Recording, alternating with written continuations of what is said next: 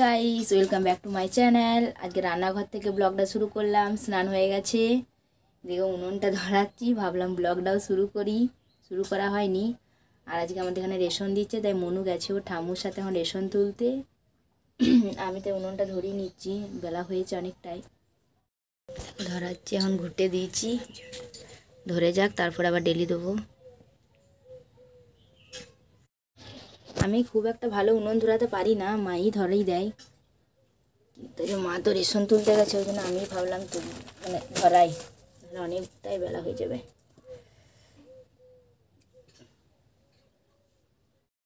এখানে হচ্ছে মৌরালা মাছ ভাজা।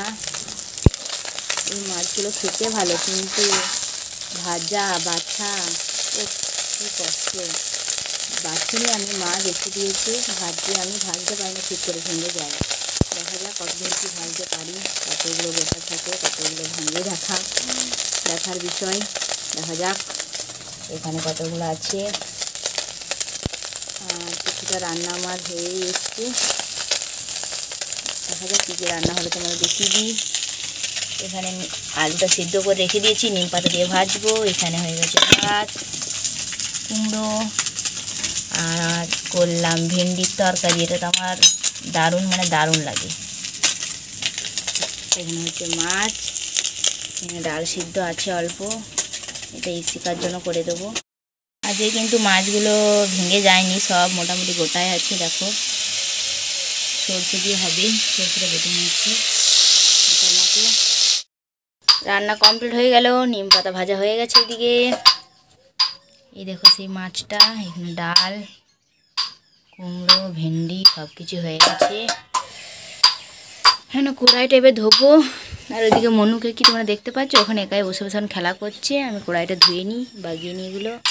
অনেকক্ষণ তোমাদের সাথে কথা হয়নি, দুপুরে খাওয়া দাওয়া সব কিছুই হয়ে গেছে আমাদের।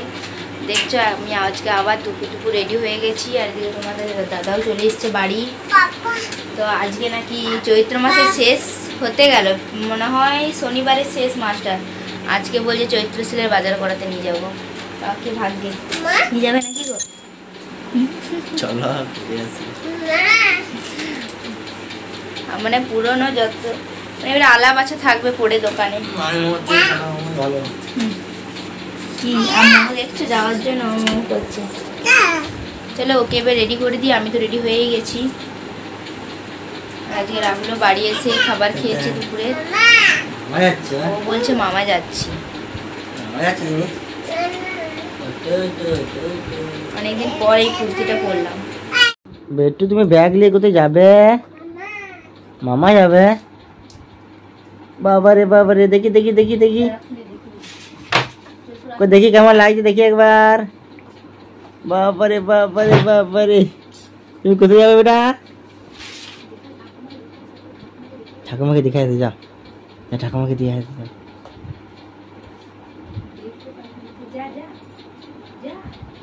লাইট দিয়ে যাবে।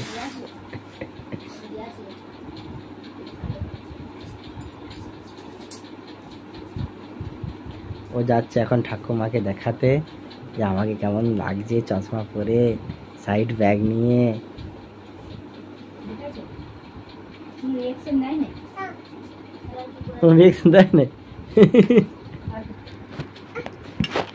ভালো ড্রেস পর, আমি দেখ ভালো ড্রেস পরেছি, তারপরে এই ব্যাগটা নেবে। চলো বেটুর ড্রেসটা চেঞ্জ করে নিই, তারপর দেখাবো লুক বেটুর। আমরা রেডি হয়ে বেরিয়ে পড়েছি। তো এখানে একটু ফটোশ্যুটের জন্য দাঁড়ালাম, আর বেটু তোমাদেরকে সিভ করছে। দেখো বেটু লজ্জা পেয়ে গেল। তো চলো এবার বেরোনো যাক, ওইখানে গিয়ে আবার তোমাদের সঙ্গে কথা হচ্ছে। এখানে বেটু বাইকে মাঝে চেপে আছে। বেটু তো বসে থাকতে ভালো লাগে না, বারবার বলছে উঠে দাঁড়াবো, কিন্তু ওকে জোর করে বসিয়ে রাখা হয়েছে।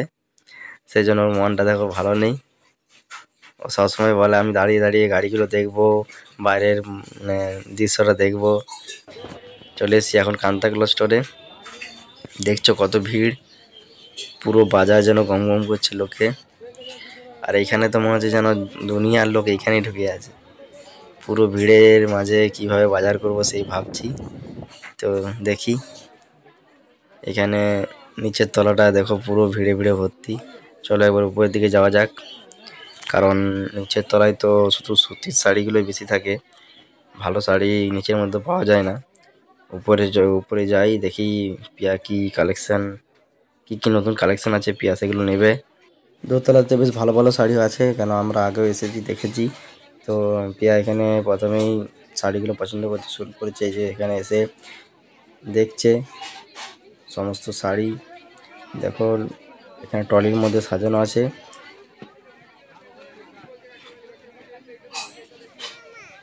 এদিকে দেখো লোকে লোকে পুরো ভর্তি। এখানে এই শাড়িগুলো আমার বেশ ভালো লাগছিল দেখতে। পিয়াকে বললাম এইগুলো একটু দেখো। পিয়া বললো না, এই শাড়িগুলো আমার নেওয়া আছে, এগুলো নেবো না, আর নতুন নতুন কিছু কালেকশন যদি থাকে তো দেখবো। আর এইখানে যে জামদানিগুলো, এই বেনারসিগুলো দেখছো, এই বেনারসিগুলো দেখতে আমার খুব সুন্দর লাগছিল। আমি বললাম পিয়াকে একটা নেবে তো নাও। পিয়া একটা পছন্দ করেছিল, কিন্তু ওটাকে ক্যান্সেল করে দেওয়া হলো। এই শাড়িটা পিয়া নিচ্ছে, কালারটা খুব সুন্দর, এক কালারের শাড়িটা, পাড়টাও বেশ মানে কম্বিনেশনটা ভালো। আরও শাড়ি রয়েছে, দেখতে পারো তোমরা। মানে বেটু বেশ মানে ভিতরে ভিড়ের মধ্যে শান্ত হয়ে গেছে, চুপচাপ, কিছু করার নেই। এত ভিড় যে পা ফেলার জায়গা নেই, তার মধ্যে আমি একটু ভিডিও করছি। বেসিক্যালি এত ভিড় হয় না, কিন্তু যেহেতু চৈত্র মাসের শেষের দিকে চলে এসেছে, সেই জন্য ভিড়টা চরম, মানে কিছু বলার নেই, এত ভিড়। এখানে বসে একটু পিয়া এই শাড়ির ডিজাইনগুলো দেখতে শুরু করলো। বেটু বলছে আমি সব নেব, কিন্তু বেটু একটু ভালো বসেছিল শান্তভাবে, এতটা জ্বালাইনি। এখানে পিয়া আমাকে ডাকছে শাড়ি দেখার জন্য। আমি কি বলবো, ও শাড়ি নেবে। তাও অনেক রকমের শাড়ি, দেখো ভালো ভালো ডিজাইনের শাড়ি এখানে রয়েছে, সবগুলোই বেশ সুন্দর সুন্দর। দাম খুব একটা নেই, 1200 1250-এর মধ্যে দাম শাড়ি। ওই যে পিঙ্ক কালারের শাড়িটা দেখলে, ওইটা তো আমার ভালো লেগেছিলো, কিন্তু ওইটা অলরেডি একজন পারচেস করে নিয়েছে, তো আমরা নিতে পারলাম না। ওরকম টাইপের আরও কালার দেখাতে বললাম, যদি হয়ে যায় তো ভালো নেব। আর ওখানে বেটু দেখো ভিতরে উঠে গোটাই এরকম হাঁটাচলা করছে, শাড়ির উপর পা দিয়ে আসছে, দেখছো, সমস্ত শাড়ি নষ্ট করে দেবো। ইসিকার ওই নরম তুলোর এটা গদ্দাটা বেশ ভালো লাগছিল। এখানে আমাদের জন্য যে শাড়িগুলো নিয়ে আসা হলো, সেগুলো দেখতে জাস্ট ওয়াও, অসাম। এত সুন্দর সুন্দর শাড়িগুলো সবগুলোই আমার পছন্দ হয়ে গেছে। তো পিয়াকে বললাম তোমার যেটা ইচ্ছা তুমি নাও। সব শাড়িগুলো দেখো কত সুন্দর সুন্দর শাড়ি, বেশ ভালো ভালো কালেকশানগুলো নিয়ে এলো। ওখানে বেটু তো কিছু বলারই নেই, বেটু একদম নিজেরই ঘরের মতো ঘুরে বেড়াচ্ছে। এখানে দেখো দিদিটার সঙ্গে বেশ মজা করছে, ও শাড়ি নিয়ে ঘোমটা নিয়ে দিদিটা দিচ্ছে ওকে, ও ছুঁড়ে ছুঁড়ে ফেলে দিচ্ছে, না নেবো না, না নেবো না। খুব বেটু তো খুব এনজয় করছে, আমাদের থেকে তো বেটু বেশি এনজয় করছে এখানে। মানে বাইরের পরিবেশে এসে এতটা এনজয় করছে দেখে আমরাও অবাক, কেন এমনি আনাড়ি মানে নতুন নতুন লোকের কাছে তো যেতে চায় না, কিন্তু এখানে এসে একবার যে চেপে গেল আর নামতেই চাইছে না। আমি কতবার টেনে টেনে নামালাম, বলছে না আমি আসবো না, আমি আসতেই চাইছে না। পুরো মাথার চুলগুলো দেখো কীরকম করে রেখেছে, ঝাবড়ি বুড়ি চুল তো বেশি আছেই, আবার একটু ভালো করে বেঁধে দেওয়া হয়েছিল, কিন্তু না, সব খুলে দিয়েছে। দেখতে কেমন লাগছে। আমাদের মোটামুটি শাড়ি পছন্দ করা হয়ে গেছে, চলো বেরিয়ে যাবো এখান থেকে। চলে এসেছি একটু বেটুর হালকা কিছু জামা কাপড় নেওয়ার জন্য, কেন খুব গরম পড়ে গেছে, এসব ভারী জামা কাপড় পরানো যাবে না। এখন একটু স্ন্যাক্স টাইমে মোমো খেয়ে নিলাম, চিকেন মোমো পিয়ার খুব ফেভারেট, সেই জন্য ওকে নিয়ে এলে মোমোটা তো খাওয়াতেই হবে, সঙ্গে বেটেও খাচ্ছে। আর এখানকার মোমোটা খুব সুন্দর হয়, এসবি মোড়ে একটা মোমো আছে, এত সুন্দর মোমো আমি অন্য জায়গায় খাইনি। আর চলে এলাম এইদিকে ইসিকার মামাবাড়ি, এখানে আয়ানের জন্য একটু জামা নিয়ে এসেছি, তো সেটা দেওয়ার জন্য চলে এলাম।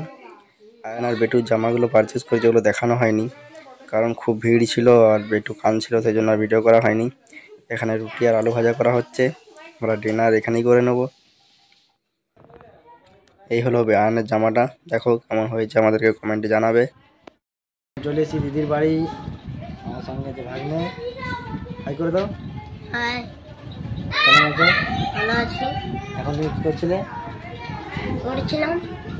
পড়া গেছে? তো এখানে এলাম, আয়নের জন্য জামা নিয়ে এসেছিলাম, সেটা দেবো বলে। এখানে এসে এত জোরাজুরি করলো সবাই মিলে, যে ডিনার এখানেই কমপ্লিট করতে হবে। চলো ডিনারটা কমপ্লিট করে নিই আমরা। বাই। আমরা বাড়ি চলে এলাম, আর ওই বাড়িতে খাওয়া দাওয়া মানে মায়ের বাড়িতে খাওয়া দাওয়া করে এসেছি, ইসিকার মামা বাড়িতে, ওখানেই খাওয়া দাওয়া করে এলাম আমরা। তারপর আবার খাওয়া দাওয়া করে এখন শোয়ার জন্য রেডি হয়ে গেছি আমরা। আর দেখছো, আর সব কিছু কাচাকুচি হয়েছিল, আমি তো চলে গিয়েছিলাম, তাই এগুলো কিছু গোছানো হয়নি। কালকে অনেক কাজ আছে, এগুলো সব আবার জামা কাপড়গুলো গোছাতে হবে। আর কী কী বাজার করলাম, কী কী শাড়ি কিনেছি তোমাদেরকে নিশ্চয়ই দেখাবো। চলো আজকের মতো ভিডিওটি এখানেই শেষ করলাম। ভালো লাগলে অবশ্যই একটা লাইক করে দিও। Tata, bye, good night.